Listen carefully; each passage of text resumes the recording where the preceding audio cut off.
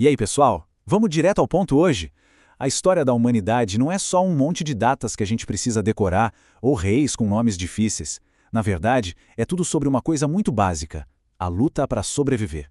Imagina o seguinte: a própria estrutura de poder e de engenharia que a gente conhece hoje brotou direto da lama e das margens dos rios antigos. É exatamente sobre isso que a gente vai conversar hoje. Como a água, esse negócio que a gente abre a torneira e toma como garantido, foi o combustível do poder absoluto no mundo antigo. Daí a gente para e pensa, como é que um monte de lama e água de rio conseguiu criar os primeiros governos do mundo? Parece loucura, né? Mas é pura necessidade. Pensa na urgência de domar um ambiente completamente selvagem para garantir que a sua comunidade não morra de fome.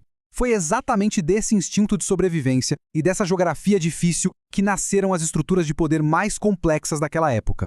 Para entender toda essa história, o nosso roteiro hoje passa por 5 pontos rápidos. Vamos começar vendo o poder das águas. Depois, o desafio da irrigação, o momento crucial onde a água vira poder, um giro pelas grandes civilizações e, por fim, o legado hidráulico. Bora lá! Parte 1. O poder das águas. O início de tudo. Olha só, um ponto super importante para a gente entender logo de cara é que a galera da antiguidade não decidiu morar perto da água só porque a vista era bonita, tá? Era sobrevivência nua e crua. Essas chamadas civilizações hidráulicas foram aquelas sociedades no crescente fértil, na Ásia e na África, que dependiam absolutamente de rios gigantescos. Se eles não inventassem um jeito de controlar a água para irrigar as plantações, a civilização inteira simplesmente ia desaparecer. O rio era quem mandava no jogo.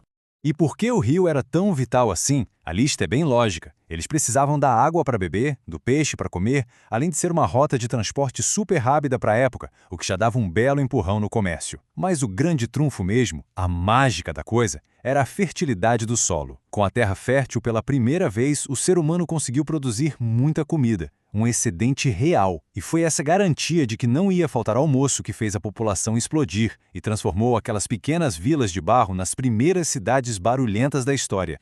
O que nos leva à nossa segunda parte, o desafio da irrigação, o trabalho coletivo.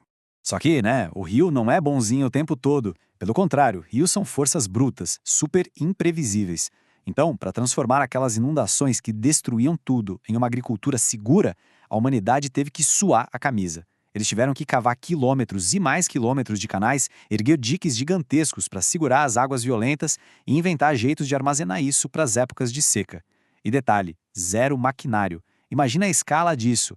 Era um esforço monumental puramente na força do braço, com milhares de pessoas trabalhando juntas no barro. Parte 3. A água vira poder, do barro ao Estado. É exatamente aqui que a brincadeira fica séria e vira política. Pensa comigo.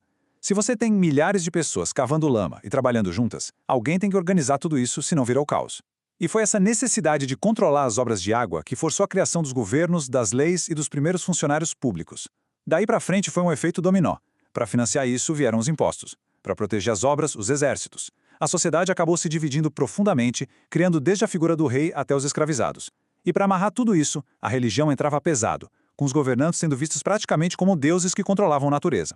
Isso traz a gente para um dos conceitos mais geniais da história, que é o despotismo hidráulico. Basicamente, é o poder absoluto e super centralizado na mão do governante. A lógica é implacável. Quem controla a torneira e os canais, controla a agricultura. Quem controla a agricultura, monopoliza a comida. E quem é dono da comida e dos impostos, tem controle total e irrevogável sobre a população inteira. O poder nascia literalmente de cada gota d'água. Vamos para a nossa quarta parte, as grandes civilizações, os 4 grandes eixos. Fazendo um sobrevoo pelas 4 grandes potências daquela época, a gente encontra 4 gigantes que dominaram a água como ninguém. A Mesopotâmia prosperou agarrada aos rios Tigre e Eufrates. O famoso Egito surgiu brilhantemente nas margens do Nilo. A civilização da Índia Antiga cresceu ao redor do rio Indo. E a milenar China Antiga se estabeleceu, abraçada pelo gigante Huanghe, que a gente também conhece como Rio Amarelo. Mas olha, a vida não era exatamente igual para todos eles. A geografia mudava as regras do jogo. Na Mesopotâmia, os rios Tigre e Eufrates eram quase indomáveis. As enchentes eram violentas, chegavam do nada, era um sufoco. Viver lá era uma batalha diária. Já no Egito, o contraste é absurdo.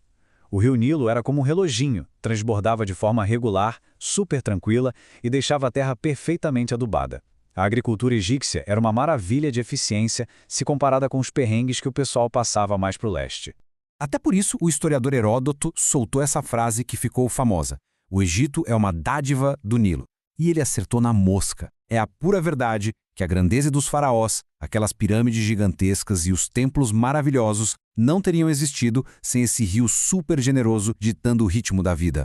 Voltando para a Mesopotâmia, como lá a vida estava no modo hard, nota-se que eles tiveram que inovar absurdamente para sobreviver.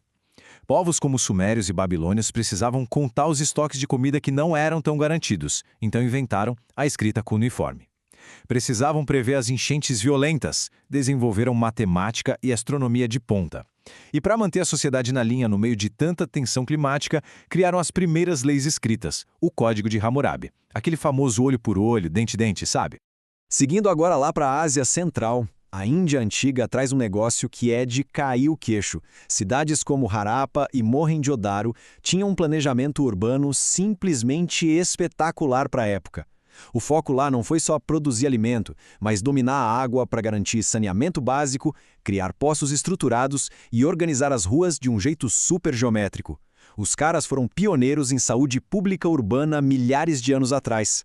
E na outra ponta da Ásia, na China antiga, o clima era tenso. O rio Huanghe causava uns estragos tão absurdos que ganhou o triste apelido de Rio da Tristeza. Para conseguir lidar com um nível de caos e destruição tão alto, era obrigatório ter um imperador incrivelmente forte e um estado muito centralizado. Foi justamente por causa dessa pressão extrema que o Estado chinês se organizou daquele jeito grandioso e, mais tarde, acabou presenteando o mundo com coisas como o papel, a bússola e a pólvora. A dificuldade foi o motor da organização. Quinta e última etapa da nossa conversa: o legado hidráulico. O que eles deixaram para nós? Chegou a hora de a gente entender que tudo que a gente faz em sociedade hoje tem raiz nessa lama toda aí. Matemática avançada nasceu para medir terra alagada e calcular o tempo de plantio. Engenharia deu seus primeiros passos com os canais e as barragens. A própria ideia de política, direito e do Estado que a gente tem hoje foi inventada para garantir que a água não secasse e que todo mundo fosse alimentado. O pilar do mundo civilizado, no fim das contas, é basicamente a água bem controlada.